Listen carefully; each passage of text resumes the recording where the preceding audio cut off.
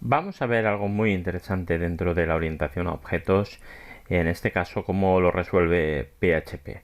Cuando nosotros estamos definiendo una estructura arborescente jerárquica de clases, donde tenemos, en nuestro ejemplo teníamos mamíferos y perros, leones y una serie de clases que han extendido de ese mamífero original, puede ser que existan métodos, en nuestro caso vamos a centrarnos en métodos, que se llamen exactamente igual en el padre y en el hijo. Esto es lo que se llama sobrecarga, que ya lo veremos posteriormente, puesto que redefinimos la función que vayamos a utilizar.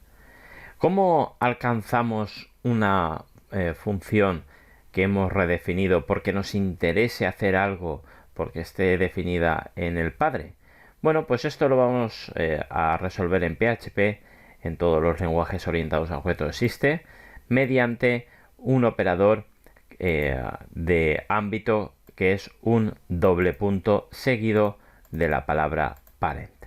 Nos vamos al ejemplo que vamos a tratar y fijaos que en la clase padre, veis aquí, tenemos una función que se llama myfunc y que en la clase hijo, other class, que extiende de myClass, tenemos la misma función definida y por lo tanto si nosotros llamásemos como other class nunca podríamos acceder a esta primera. Vale, es una definición bastante abstracta que después la aterrizaremos cuando vayamos a ver MVC y la extensión de las clases, pero ahora vamos a hacer un ejemplo sobre nuestros animales que teníamos preparados y lo vamos a ver más claro, puesto que el ejemplo ya en sí nos proporciona esa dualidad de redefinición de las funciones y no poder alcanzar una función.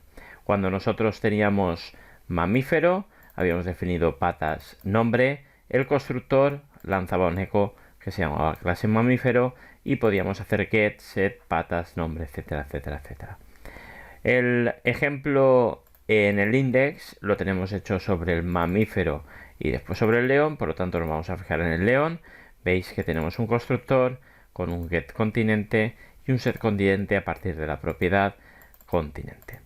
Voy a lanzarlo y vamos a hacernos la pregunta sobre cómo alcanzar una función superior.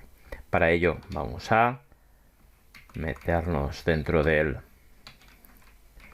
UNODAO, código ejemplo, y aquí estábamos en herencia y fijaos que en primer lugar lo que hacíamos era generar un nuevo objeto de tipo mamífero y le poníamos las patas a 4. Al hacer el new aparecerá el class mamífero y patas 4.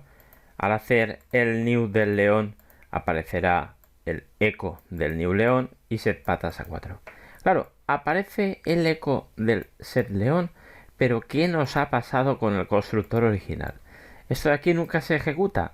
Pues no, en principio lo hemos sobrescrito al llamarle exactamente igual, aunque sea el constructor, lo hemos sobrescrito en la clase león. ¿Qué querríamos o cómo podemos acceder cuando nosotros llamásemos a un... Esto es muy típico, ¿eh? Ya lo veremos más en el MVC, pero vamos a hacerlo ahora con este ejemplito. Si quisiéramos desde aquí, antes de hacer nuestro código propio de la clase león, quisiéramos lanzar el constructor de la clase mamífero, porque hay una serie de cuestiones como definiciones, como igualdades, que se tienen que lanzar en el constructor. Bueno, pues muy sencillo, tal y como decíamos antes, vamos a utilizar el operador de ámbito de clases y este es ni más ni menos que el parent dos puntos y vamos a llamar al construct